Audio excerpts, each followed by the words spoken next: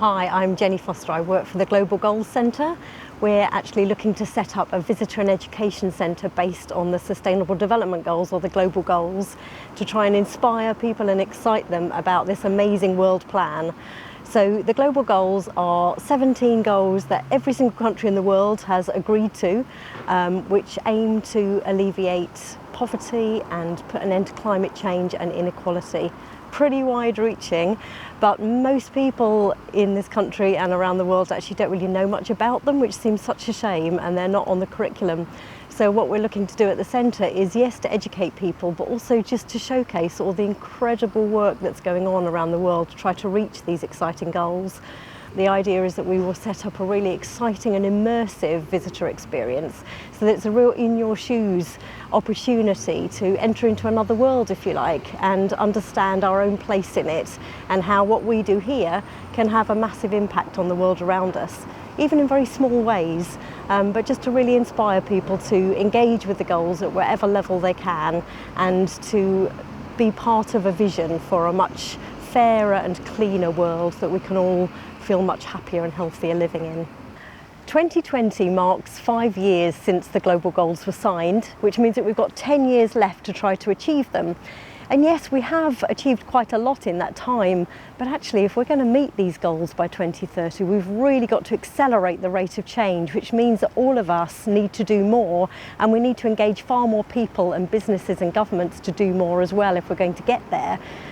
And what an incredible world it would be if it was a world without hunger and without poverty, and where we'd actually tackled the climate emergency, and where we're leaving no one behind in our fight to make a better world. So let's really galvanise ourselves for the next 10 years to really push to reach these goals, because we know that it will be so worth it.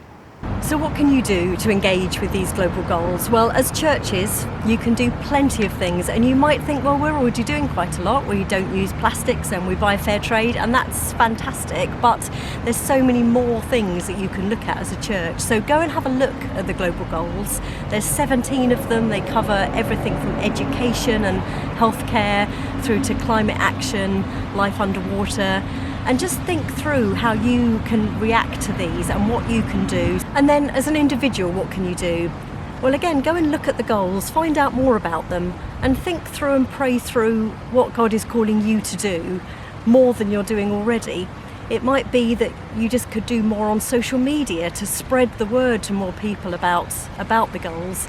Or it could be that you're being called to do something to increase people's access to education, whether it's helping a local school with reading or supporting Bristol City of Sanctuary in their work with local refugees.